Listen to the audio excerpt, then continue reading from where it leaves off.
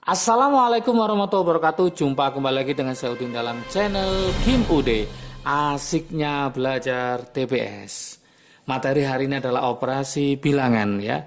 Untuk matriks, diagram Venn sama macam-macam deret sudah bisa ditonton di channel Kim Ude sebelumnya. Semoga semakin paham, semakin bisa untuk mempersiapkan SNBT 2023, seleksi nasional berbasis tulis ya. Kenapa? Karena materi yang diujikan hanya TPS saja, tes potensi skolastik, tidak ada TKA Sentek ya, atau TKA Soshum. Jadi teman-teman harus paham. Kenapa? Karena kalau ini tidak paham maka nanti hasilnya akan kurang memuaskan ya. Ingat TPS ada 4 materi yang diujikan, yaitu potensi kognitif, penalaran matematika, kemudian literasi dalam bahasa Inggris dan literasi dalam bahasa Indonesia. Operasi bilangan merupakan bab dari potensi kognitif ya. Oke, tanpa berlama-lama kita bahas. Seperti biasa sebelum saya bahas, like, subscribe, dan komentarnya.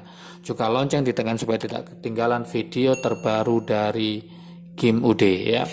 Oke, untuk paham operasi bilangan teman-teman ya, untuk menyelesaikan soal-soal operasi bilangan dan hitungan sederhana, terlebih dahulu teman-teman harus mengetahui hal-hal umum dalam perhitungan. Hal-hal umum perhitungan operasi bilangan itu apa yang harus dikuasai? Pertama kita harus paham tentang bilangan bulat. Apa aja bilangan bulat itu?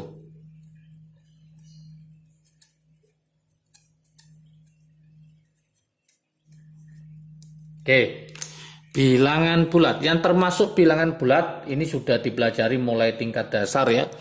Oke, yang pertama adalah bilangan cacah ya. Bilangan cacah.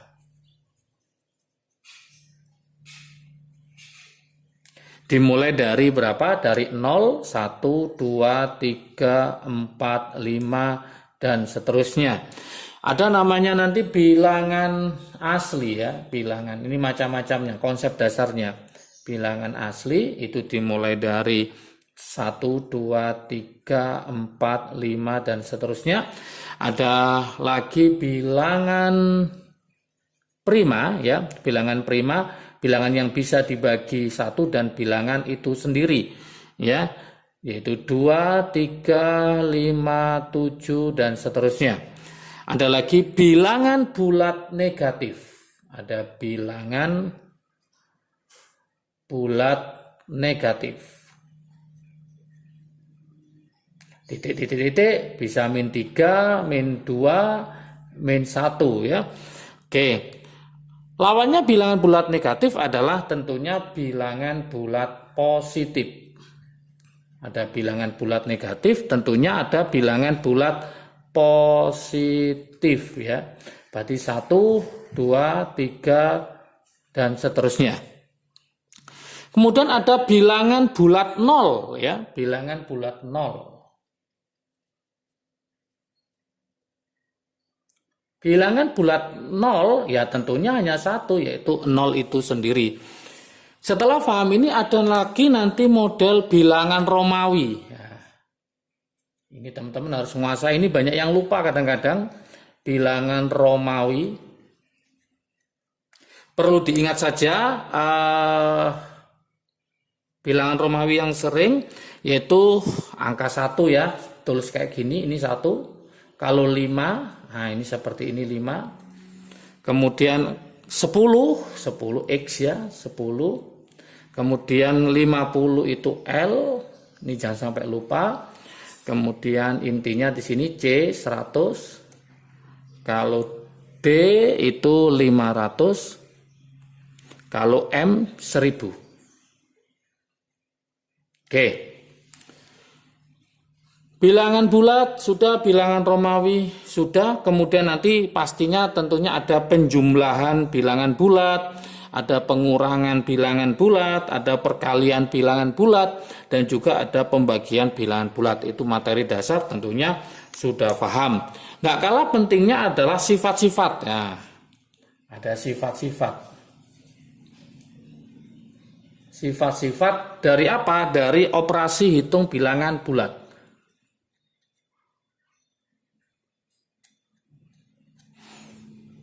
Untuk bilangan bulat. Sifat-sifatnya apa saja di sini? Yang sering keluar ya, sifat-sifat operasi hitung bilangan bulat. Ada namanya sifat komutatif.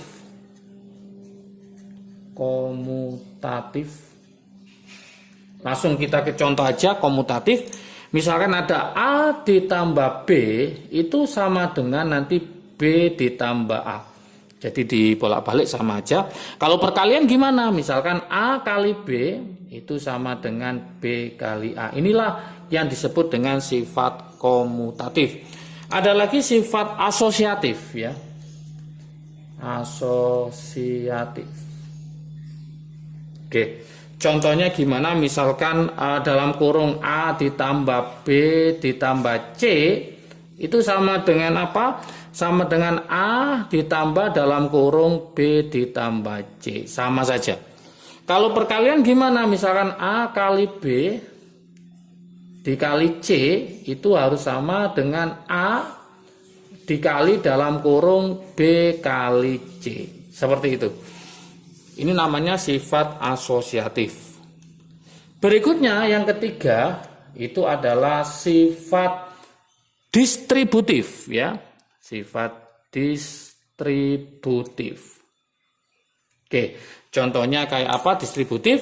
Misalkan saya punya A dikali dalam kurung B ditambah C itu sama dengan apa?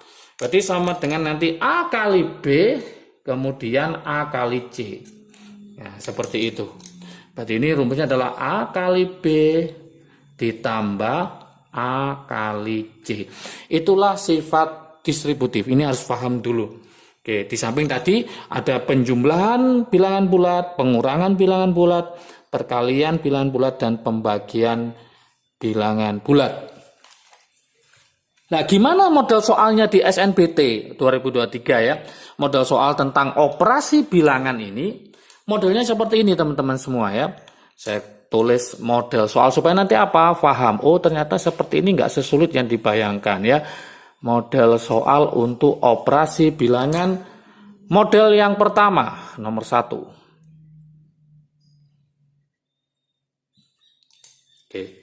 Jika ada misalkan A bundar gini ya, B itu sama dengan B 4 min A dikurangi A. Pertanyaannya, maka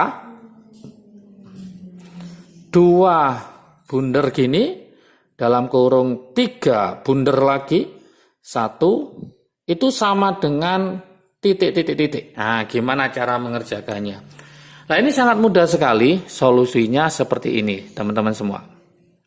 Kita selesaikan dulu yang dalam kurung ini, ya. Kita selesaikan dulu. Langkah pertama kita tulis ya A bundar B sama dengan B dalam kurung 4 min A min A. Oke. Tadi yang dalam kurung ini adalah 3, 1. Ini artinya apa? Berarti A diwakili oleh 3, kemudian B diwakili oleh 1. Sehingga kita substitusi ke sini.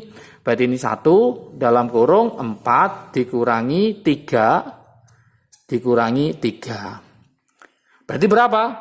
4 kurangi 3, 1. 1 kali 1, 1. 1 kurangi 3, maka ketemu min 2. Berarti kesimpulannya 3 bundar 1 ini itu adalah min 2. Maka kita tulis lagi di sini 2 bundar lagi. 3 bundar 1 tadi ketemu berapa? Min 2. Kita tulis min 2. Nah, kita lanjutkan lagi. Masuk sini berarti ini A diwakili 2. B-nya diwakili min 2. Substitusi lagi ke persamaan ini. Berarti ini min 2 dalam kurung 4 min 2 min 2. Oke, langsung aja. 4 dikurangi 2 berapa? 4 kurangi 2, 2. 2 kali min 2 berarti min 4 min 2. Maka hasilnya adalah min 6. Inilah jawaban untuk model soal seperti ini. Jadi nggak usah khawatir. Model soal berikutnya bagaimana lah? Model yang kedua, model operasi bilangan. Yang kedua, nah ini ada persegi panjang, misalnya kotak gini. Ini ada dua kotak ya. Oke, ini saya tulis yang A, ini kotak A, ini kotak B ya. Oke, kotak A, kotak B. Kemudian angkanya berapa saja di sini? Angkanya ada 24, tengah-tengah ini 24, ini 6, ini 3, ini 5. Di sini oh ini enggak usah aja. Ini 2. Ini nanti kita coret aja. Ini kita taruh di sini, ini yang A, ini yang B gitu aja ya. Oke.